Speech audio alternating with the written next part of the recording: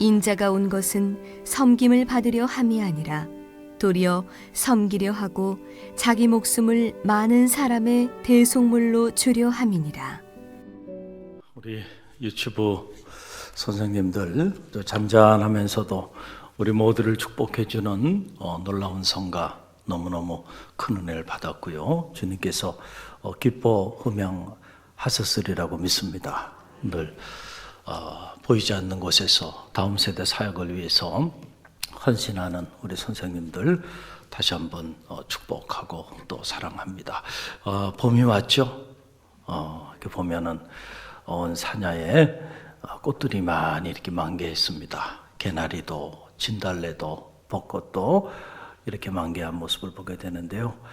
꽃이 펴서 봄이 아니고 여러분이 함께해서 봄입니다. 영화요 한 대사죠. 꽃이 펴서 봄이 아니라 그대가 와서 봄입니다. 그런 대사가 이렇게 떠오르는 아침인데요. 우리 말씀 나누기 전에 옆에 있는 성도들 바라보면서 그대가 있어 봄입니다. 우리 인사합니다. 그대가 있어 봄입니다. 할렐루야. 그래요. 여러분이 있어서 언제나 저에게도 봄입니다. 이 행복한 봄, 생명의 모든 기운을 느끼는 이 아름다운 봄이 여러분의 삶을 더욱 활기 있게 그리고 더욱 희망차게 그리고 더 행복하게 만들어주는 축복이 있기를 바라고요. 오늘 사순절 5번째 주일을 맞이하면서 주님 우리 가운데 주시는 메시지는 바로 섬김입니다. 디아코니아라고 우리가 말하는 이 섬김. 주님께서 이 마가복음 10장 45절 말씀에서 이 섬김의 가치를 우리에게 전해주고 있죠. 오늘 본문의 말씀인데요. 저와 여러분이 이 말씀 다시 마음에 새기면서 함께 봉독하며 나갑니다. 인자가 온 것은 섬김을 받으려 함이 아니라 도리어 섬기려 하고 자기 목숨을 많은 사람의 대속물로 주려 함이라. 아멘. 참 한 절의 말씀이지만 이 한 절의 말씀이 기독교 복음의 핵심을 간파하는 참으로 놀라운 그런 생명의 말씀이 아닐 수가 없습니다. 오늘 이 본문의 말씀은 한 이야기로부터 시작이 됩니다. 우리가 익히 잘 알고 있는 그런 이야기죠. 예수님의 두 제자 세베대의 아들 야고보와 요한의 이야기로부터 시작이 됩니다. 주님께서 이제 예루살렘에 입성하신다고 하는 그 소식을 제자들이 듣게 돼요. 특별히 그 소식을 가까이서 들었던 야고보와 요한이 주님께 와서 은밀한 청을 넣습니다. 여러분 그 내용이 오늘 본문 바로 위에 마가복음 10장 37절 말씀에 기록이 되어 있습니다. 우리 함께 읽어봅니다. 여짜오되 주의 영광 중에서 우리를 하나는 주의 우편에 하나는 좌편에 앉게 하여 주옵소서. 그랬어요. 오늘 우리가 눈여겨보아야 할 대목이 바로 주의 영광 중에라고 하는 그 대목입니다. 야고보와 요한을 비롯해서 당시 예수님의 제자들은 이제 때가 됐으니까 주님께서 예루살렘에 입성하게 되실 것이고 예루살렘에 입성하게 되시면 영광 중에 거하게 될 것이다 라고 하는 그런 expectation, 그런 기대감이 그들 가운데 가득했어요. 그래서 특별히 야고보와 요한은 예수님께서 예루살렘에 입성하셔서 많은 사람들에게 존경을 받고 칭송을 얻고 그리고 영광 중에 거하게 될 텐데 그때 자신들을 한 사람은 우편에 한 사람은 주님의 좌편에 앉게 해달라고 그렇게 주님께 간절한 청을 넣게 된 것입니다. 그런데 그런 야고보와 요한의 모습을 주님께서 보시면서 이렇게 말씀하셨어요. 너희는 너희가 무엇을 구하고 있는지 알지 못하고 있다. 정말로 너희가 나의 마시는 잔을 너희가 마실 수 있겠느냐? 라고 주님께서 이렇게 반문을 해요. 그랬더니 야고보와 요한이 주저하지 않고 답을 합니다. 무슨 말씀이세요? 당연하지요. 저희가 주님이 마시는 그 잔을 마실 수 있습니다. 라고 그렇게 호언장담하는 기록이 성서에 기록되어 있는 모습을 보게 돼요. 정말로 야고보와 요한이 주님이 예루살렘에 입성하신 이후에 마시게 될 그 잔이 어떤 잔인지를 정말로 알았다고 한다면 그들이 이렇게 호언장담하면서 내가 그 잔을 마실 수 있다고 말했을까? 그들은 영광 중에 마시게 될 그 주님의 잔에 대한 기대감 속에 그렇게 마음이 부풀어 있었던 거죠. 정작 주님께서 십자가의 고난의 잔을 마실 거라고는 상상도 하지 못했던 거예요. 그러니까는 앞다투어서 이 야고보와 요한이 다른 제자들을 제치고 그리고 주님께 와서 주님께서 그 놀라운 영광 중에 거하게 될 때 다른 사람은 몰라도요, 우리 형제가 주님의 우편에 그리고 주님의 좌편에 그렇게 함께 해달라. 그렇게 청을 넣은 것이죠. 여러분, 더욱 안타까운 사실은 뭡니까? 오늘 말씀을 자세히 읽어보면 이렇게 주님 곁에 와서 은밀한 청을 넣고 있는 야고보와 요한의 모습을 10명의 제자들이 알게 된 거예요. 그 모습을 보고는 10명의 제자들이 하나같이 화를 냈다는 거예요. 화를 냈다. 그 성경은 그 사실을 분명하게 기록을 하고 있죠. 그 내용이 마가복음 10장 41절에 기록이 되어 있습니다. 저와 여러분이 함께 읽어봅니다. 10 제자가 듣고 야고보와 요한에 대하여 화를 내거늘 그랬어요. 왜 화가 났을까? 야고보와 요한이 예수님께 와서 우리 형제들이 주님의 우편에 주님의 좌편에 주님의 영광 중에 거하게 될 때 함께 해달라고 하는 그 청을 넣는 소리를 듣고는 10명의 제자들이 하나같이 화가 났다는 거예요. 화가 났다. 여러분, 왜 화가 났을까요? 지금 권력 다툼이 일어나고 있는 거예요. 그들도 야고보와 요한과 똑같은 생각을 하고 있었던 거예요. 이제 때가 됐으니까 하나님의 아들로서의 그 놀라운 능력을 가지고 예루살렘에 입성하셔서 모든 사람들을 발 아래 두고 그리고 모든 사람들의 칭송을 받는 영광의 보좌에 주님께서 오르게 될 거라고 그들도 생각하고 있었던 거예요. 똑같이. 그런데 야고보와 요한이 뭔데? 우리들을 제치고 야고보와 요한이 주님의 우편에 주님의 좌편에 앉는다고 그러는가? 그렇게 말하는 야고보와 요한에 대해서 화가 난 거예요. 그 말은 자신들도 우편에 그리고 자신들도 좌편에 앉고 싶은 마음이 있었기 때문에 화가 난 거죠.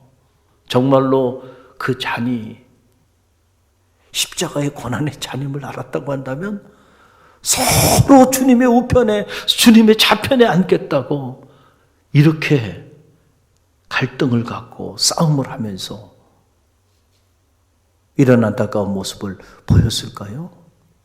주님이 마셔야 하는 그 잔이 어떤 잔인지를 그들은 알지 못한 거예요. 그러니 여러분 한번 생각해 보세요. 주님의 입장을 한번 생각해 보세요. 주님의 마음이 얼마나 참담했을까? 그런 제자들의 모습을 보면서 3년 동안 그들을 가르쳤습니다. 내가 3년 동안 헌신을 다해서 그들을 섬겼고 그들에게 복음을 가르쳤는데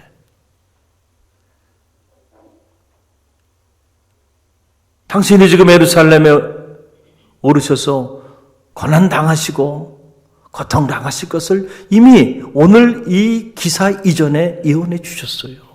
그런데도 그 말씀의 의미를 깨닫지 못하고 서로 높은 곳에 오르겠다고 권력 다툼을 하고 화를 내면서 분란을 일으키고 제자들끼리 갈등을 가지고 있는 모습을 보면서요. 주님의 마음이 얼마나 참담했을까. 그렇죠? 그래서 주님께서 그런 제자들의 모습을 바라보시면서 주님이 하신 말씀이 뭡니까? 너희 중에 누구든지 크고자 하는 자는 너희를 섬기는 자가 되고 너희 중에 누구든지 으뜸이 되고자 하는 자는 모든 사람의 종이 되어야 한다. 여러분, 당시 이 제자들 입장에서는요, 얼마나 큰 충격이었을까요? 이 말이. 그들은 크고자 하였고 으뜸이 되고자 지금 다투고 앉아 있는데, 그런 그들을 향해서 하신 말씀이 너희가 정말 크고자 하는 자가 있느냐? 그렇다고 한다면 너희는 섬기는 자가 되라. 너희가 정말 으뜸이 되고자 하는 자가 있느냐? 그렇다고 한다면 종이 되라. 종이라는 말은 둘로스라고 하는 말이죠. 우리 갈릴리 교회도 이 둘로스 찬양단이 있잖아요. 둘로스라고 하는 말, 이 말은 무슨 말이에요? 주인의 뜻에 따라 복종하며 사는 사람을 둘로스라고 말해요. 그래서 주인이 죽으라 그러면은 죽는 신용까지 내야 돼. 주님의 말에 절대 복종하며 살아가는 종을 우리는 둘로스라고 말하죠. 더 극단적인 표현으로 간다고 한다면 노예가 바로 둘로스입니다. 그런데 여러분, 지금 제자들이 으뜸이 되고 싶어요. 크고자 열망하면서 서로 주님의 우편에 좌편에 앉겠다고 하는 사람들에게 둘로스가 되라. 여러분, 지금 우린 이렇게 살아가는 인격체가 없기 때문에 그 의미가 어떤 의미인지 잘 모르지만 당시만 해도 여러분, 둘로스는 하나의 인격적인 존재가 아니었단 말이에요. 주인의 소유물에 불과했어요. 그런데 그런 존재가 되라고 말을 하니까요, 여러분, 이 주님의 음성을 그들이 받아들일 수 있었을까요? 주님의 말씀을 아멘으로 화답할 수 있었을까요? 그들에게는 너무나도 큰 충격이고 도저히 주님께서 하신 이 말씀을 아멘으로 수용할 수 없는 그러한 말씀이었을 것입니다. 이렇게 말씀을 하시고 그 결론 부분에서 결론으로 주신 말씀이 오늘 저와 여러분이 함께 읽은 본문의 말씀이에요. 인자가 온 것은 섬김을 받으려 함이 아니라 도리어 섬기려 하고 자기 목숨을 많은 사람의 대속물로 주려 함이라. 너희가 나를 잘못 알고 있구나 라고 하는 말씀이죠. 내가 이 땅에 온 것은 사람들에게 칭송을 받고 섬김을 받고 영광 중에 거하기 위해 온 것이 아니고 오히려 사람들을 내가 섬기기 위해 왔어. 섬기되 내 몸을 대속물로 내어주기까지 사람들을 섬기기 위해서 내가 왔다. 너희가 나를 잘못 알고 있구나. 너희가 나를 잘못 따르고 있구나 라고 하는 그런 말씀이 아니겠습니까? 여러분, 아마도 성경에는 자세한 기록이 있지 않기 때문에 우리가 확언할 수는 없지만은, 그러나 복음서 전체를 묵상해 보면 충분한 추측이 가능한데요. 아마도 제 생각에는 주님께서 제자들에게 이 말씀을 하셨던 이 순간부터 제자들의 마음이 주님 곁을 떠나기 시작했을 거예요. 가룟 유다가 어느 날 갑자기 주님을 그렇게 팔아버렸겠어요? 아니요. 하나님의 아들로서 엄청난 능력을 가지고 있는 이 시대의 메시아로서 저분이 때가 되면 영광 중에 거하시면서 저분의 시대를 맞이하게 될 텐데 나도 그때에 한자리 해야 되겠다. 아마도 그런 마음들을 가지고 제자들이 주님을 따랐던 것 같아요. 이 대목을 보게 되면. 그런데 주님께서 인자가 온 것은 둘로스, 당시 섬기는 자라고 하는 말, 곧 둘로스, 내가 많은 사람들의 둘로스가 되기 위해서 왔다. 너희도 둘로스가 되어야 한다 라고 말을 하시니까 여러분, 얼마나 큰 충격이었겠어요. 우리가 주님을 잘못 봤구나. 아마도 제자들의 마음속에 그때부터 갈등이 일어나기 시작하고 그때부터 제자들의 마음이 하나 둘씩 주님 곁을 떠나기 시작했을 것이다. 그래서 실제로 주님께서 빌라도의 법정에서 붙잡히시자 수제자 베드로조차도 아하! 주님이 말씀하신 대로 정말 그런 길을 가시는구나. 그리고 주님을 3번이나 저주하며 주님 곁을 떠났고, 가룟 유다 같은 사람은 주님을 배신하는 정도가 아니고 주님을 팔아먹는 이런 제자로 전락하게 되고, 정작 주님이 십자가의 그 고난을 감당하실 때에는 다 각기 제 길로 가고 주님 곁을 떠났다 라고 하는 사실을 우리는 이 성경을 통해서 읽게 되죠. 오늘 이 아침 여러분은 이 주님의 말씀을 어떻게 듣고 있습니까? 인자가 온 것은 섬김을 받으려 함이 아니라 섬기려 하고, 그리고 내 몸을 대속물로 내어주려 함이라. 너희 중에 크고자 하는 자가 있느냐? 그 다음 섬기는 자가 되라. 으뜸이 되고자 하는 자가 있느냐? 그러면 종이 되어라 라고 하는 이 말씀을 이 사순절 5번째 주일 아침을 맞이하면서 여러분은 이 말씀을 어떻게 듣습니까? 이 말씀이 정말 은혜가 됩니까? 아니면 이 말씀이 큰 부담으로 느껴져서 내가 주님을 잘못 쫓고 있구나, 다른 길을 갈 생각을 결심하고 마음의 갈등이 여러분 안에 자리하고 있습니까? 갈릴리 교회는 특별히 성숙한 성도들이 모인 공동체입니다. 저는 말하기는 오늘 주님께서 우리에게 주신 이 말씀이 여러분에게 은혜가 되는 축복이 있기를 주님의 이름으로 간절히 축원드립니다. 헤르만헤세의 동방순례 저니 투 디 이스트라고 하는 작품에 보게 되면 레오라고 하는 사람의 이야기가 나옵니다. 순례단이 이제 꾸려지고 이 레오라고 하는 사람도 순례단의 일원이 됩니다. 그러나 그는 식사 준비 등 뒷바라지는 물론 순례단의 잡일들을 스스로 자원해서 도맡아서 했습니다. 저녁이면 지친 순례단들을 위해서 노래를 불러주기도 하였고요. 순례단 구석구석을 살피면서 순례자들에게 필요한 것이 무엇인지를 그가 세심히 살피고 그것을 채워주기 시작했습니다. 이 레오라고 하는 이 사람 덕분에 순례단의 일정은 늘 활기차고 그리고 순조로웠습니다. 그런데 어느 날 갑자기 이 레오가 사라져버렸어요. 그리고 그때부터 어떻게 된 일인지 순례단은 삐그덕거리기 시작했습니다. 서로 갈등을 일으키고 결국 순례를 포기하는 이런 안타까운 상황까지 이르게 되었습니다. 이후에 순례단의 한 사람이 수년 동안 레오를 찾아 헤맵니다. 레오라는 사람, 그 사람을 만나고 싶었어요. 그래서 수년 동안 이 레오라는 사람을 소문한 끝에 그 사람이 어떤 사람인지 알게 되었는데, 알고 보니까 레오는 자신들의 그 순례단의 종이 아니었고 당시 이 순례단을 후원하는 교단의 지도자였음을 알게 되었다라고 하는 사실이에요.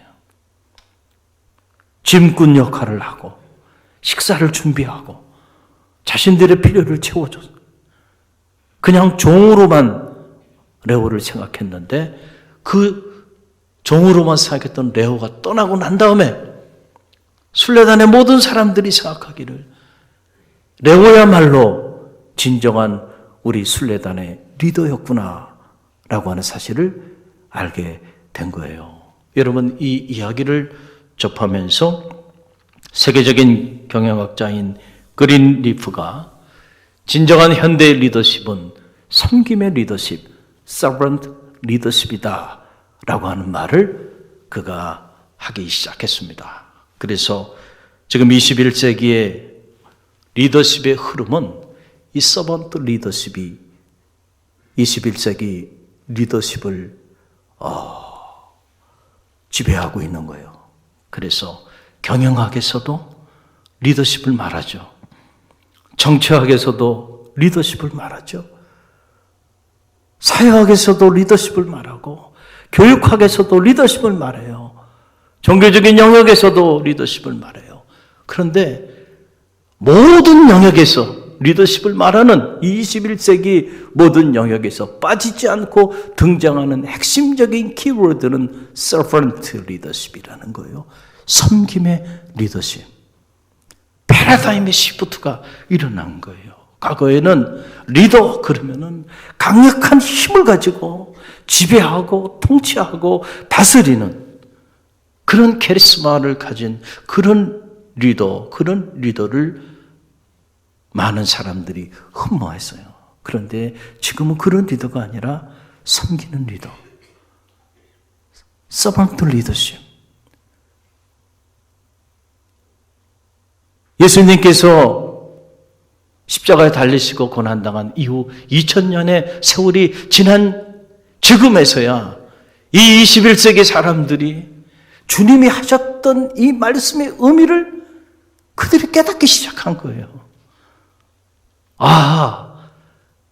진정 영향력이 있는 리더란 바로 섬기는 리더구나 라고 하는 걸 알고 사회 각 분야에서 앞다투어 너나 할 것 없이 섬김의 리더십을 말하고 있는 거예요. 삶을 움직이고 세상을 변화시키는 진정한 힘은 섬김, 디아코니아, 바로 여기서 온다라고 하는 걸 알게 된 거예요. 그래서 연세대학도 120년을 돌아보면서 과연 연세가 그동안의 권한이념에 따라 이런 훌륭한 크리스찬 인재를 양육했는가, 거기에 대한 큰 반성을 하고 새로운 120년을 내다보면서 학교의 새로운 목표를 서번트 리더십이라고 하는 핵심 가치로 학교의 권학 이념으로 새롭게 설정하고 120년을 달려가고 있어요. 이건 이런 특정 대학뿐만 아니고요. 모든 분야에서 여러분이 사랑하는 리더, 요즘 선거철이고 국가의 지도자들을 뽑았고 또 뽑아야 되는 이런 때 우리가 자리하고 있는데 한번 생각해 보세요. 국민을 이용하는 리더, 국민을 이용을 하지만 국민을 섬길 마음이 전혀 없는 리더, 여러분 그런 리더를 여러분의 손으로 세우고 싶습니까? 안 그렇죠?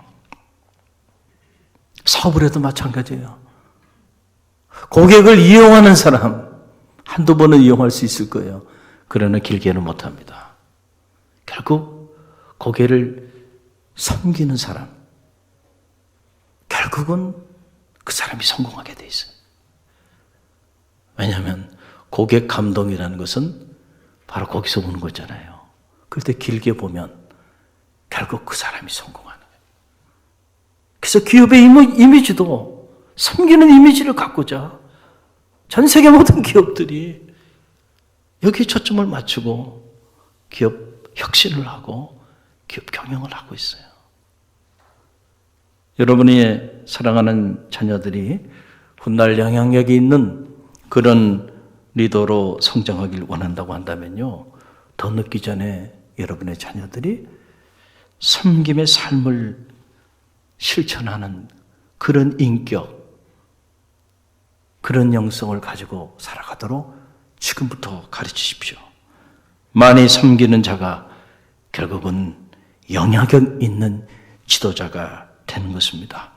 오늘 우리의 섬김의 깊이가 곧 리더십의 깊이를 결정하는 것이죠. 그래서 갈릴리 교회 3단계 사역회로의 길, 20가지의 영적 원리를 가르치는데 세 번째 영적 원리는 섬김의 원리입니다.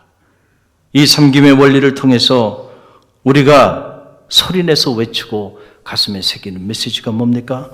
영적 리더의 위대함은 얼마나 많은 사람이 당신을 섬기고 있는가가 아니라 당신이 오늘 얼마나 많은 사람을 섬기고 있는가에 따라 결정된다라고 하는 그 이야기가 아닙니까?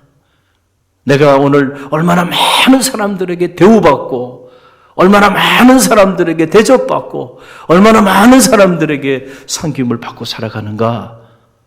그것이 내 영적인 리더십을 결정하는 것이 아니고 오늘 내가 얼마나 많은 사람을 대우해주고 얼마나 많은 사람을 대접하고 얼마나 많은 사람을 섬기고 있는가에 따라 결정이 된다라고 하는 사실이죠.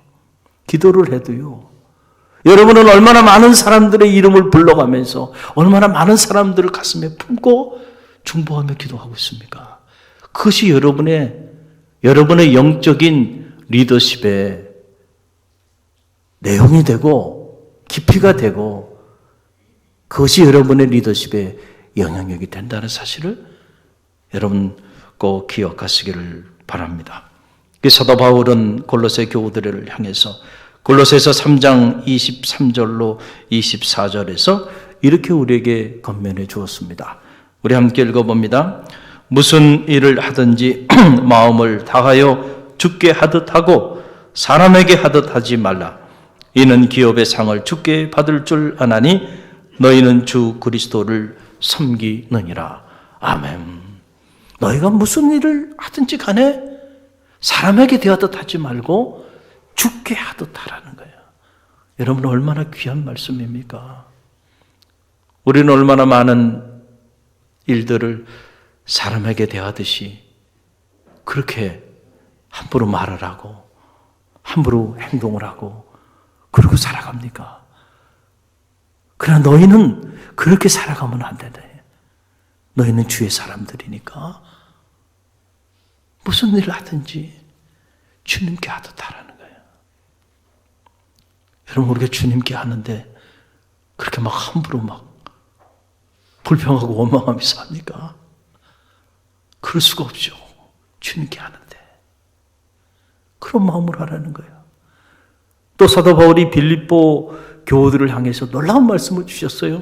빌립보서 2장 5절로 11절 말씀인데요. 빌립보서 5장 2절로 빌립보서 2장 5절로 11절 말씀, 저와 여러분이 한 음성으로 이 말씀 함께 봉독하며 나갑니다. 너희 안에 이 마음을 품으라. 곧 그리스도 예수의 마음이니 그는 근본 하나님의 본체시나 하나님과 동등됨을 취할 것으로 여기지 아니하시고 오히려 자기를 비워 종의 형체를 가지사 사람들과 같이 되셨고 사람의 모양으로 나타나사 자기를 낮추시고 죽기까지 복종하셨으니 그 십자가에 죽으심이라. 이러므로 하나님이 그를 지극히 높여 모든 이름 위에 뛰어난 이름을 주사 하늘에 있는 자들과 땅에 있는 자들과 땅 아래에 있는 자들로 모든 무릎을 예수의 이름에 꿇게 하시고 모든 입으로 예수 그리스도를 주라 시인하여 하나님 아버지께 영광을 돌리게 하셨느니라. 아멘. 이 빌립보서 2장 5절로 11절 말씀은 복음의 총화입니다. 복음이 무엇이냐? 라고 말할 때 이 빌립보서 2장 5절로 11절에 이 말씀이 그 질문에 대한 답을 주는 거죠. 종의 형체를 가지셨다. 그는 하나님과 번제셨지만은 그러나 스스로 그것을 포기하시고 가장 낮고 천한 자리로 내려오셔서 종의 형체를 가지셨다. 바로 둘로스죠. 주님 자신이 둘로스로 오신 거예요. 우리를 섬기기 위하여 종으로 그분이 오셔서 섬기되 십자가에 달리셔서 자기 생명을 다 내어주기까지 섬기셨다는 거예요.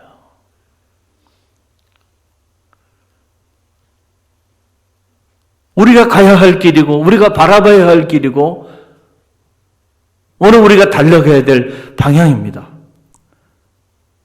그런데 저를 비롯해서 이 땅에 주님을 따르는 모든 성도들이 자꾸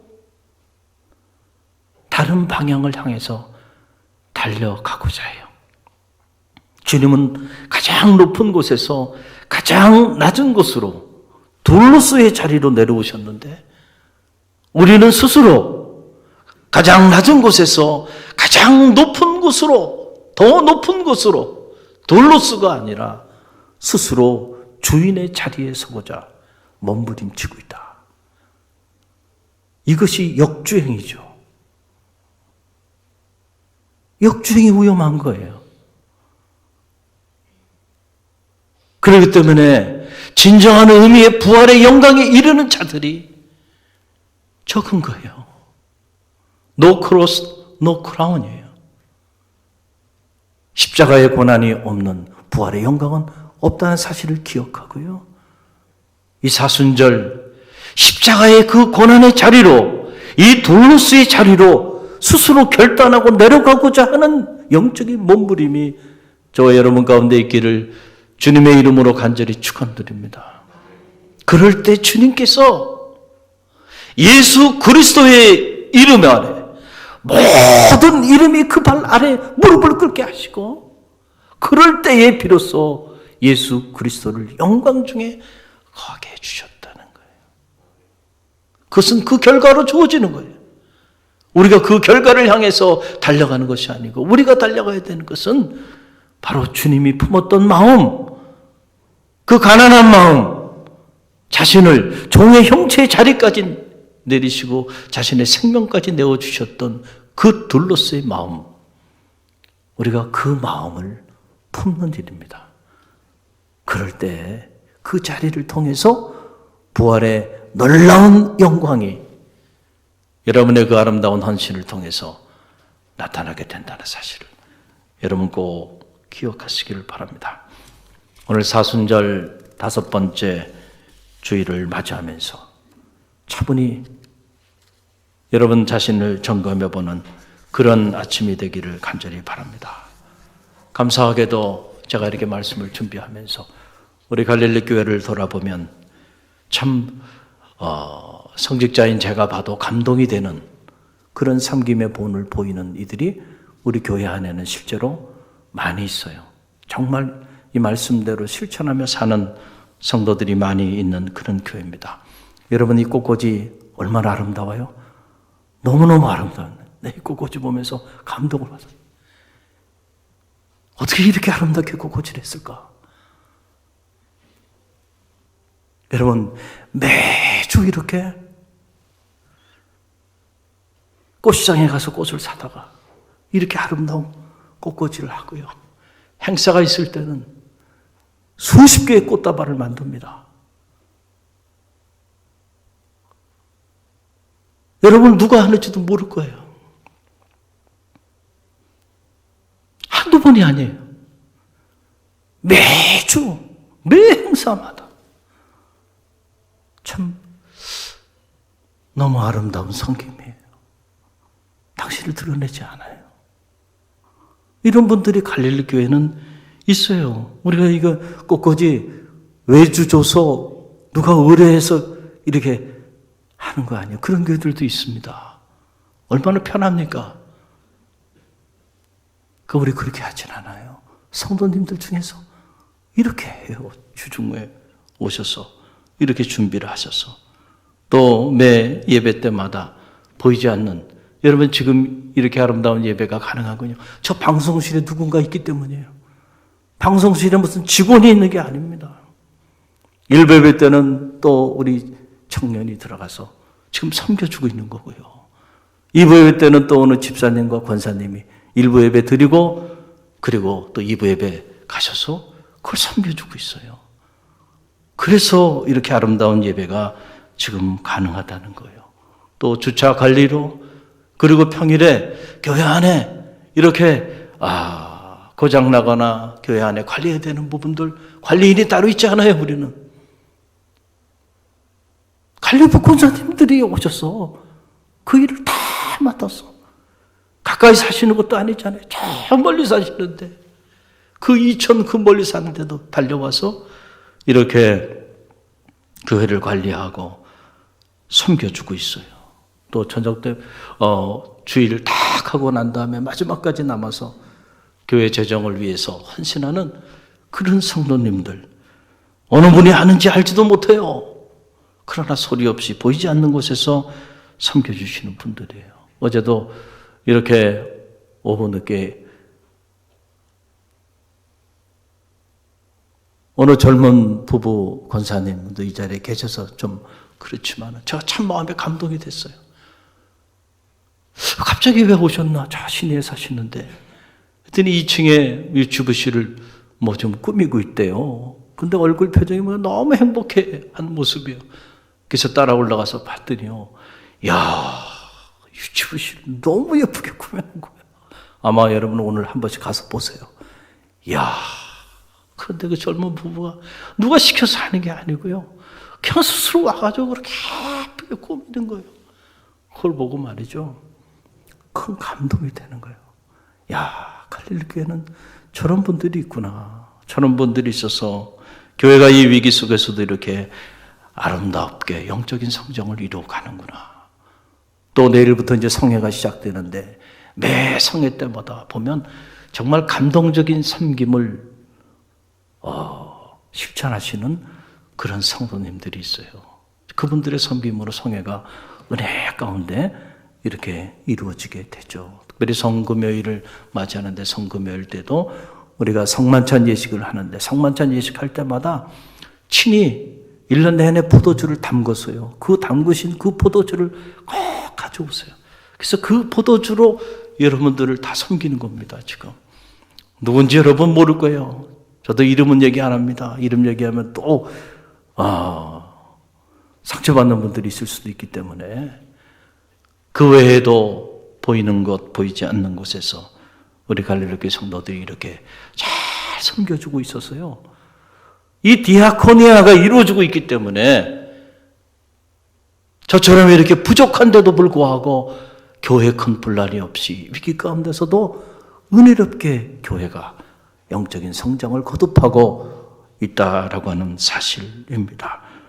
오늘 특별히 사순절 5번째 주일을 맞이하면서 오늘 우리는 과연 어떤 모습으로 교회 안에서 그리고 교회 밖에서 섬김의 삶을 실천하고 있는지 우리 자신을 다시 한번 점검해보는 아침이 되길 바랍니다. 교회는 섬김의 공동체가 되어야 합니다.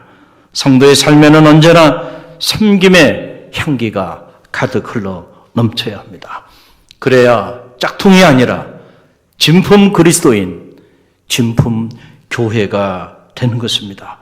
근본 사순절 섬김, 이 디아코니아의 향기가 저와 여러분의 삶의 자리를 통해서 가득 흘러 넘치는 그런 축복이 있기를 주님의 이름으로 간절히 축원드립니다.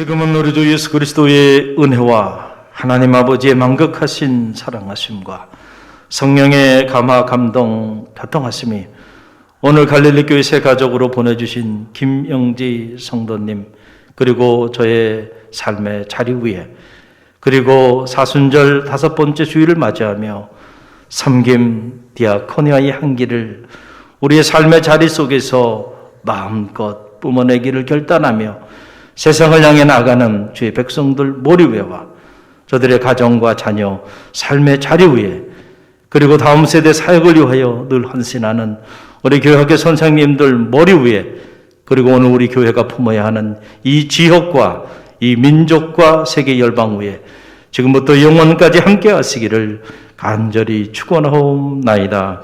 아멘.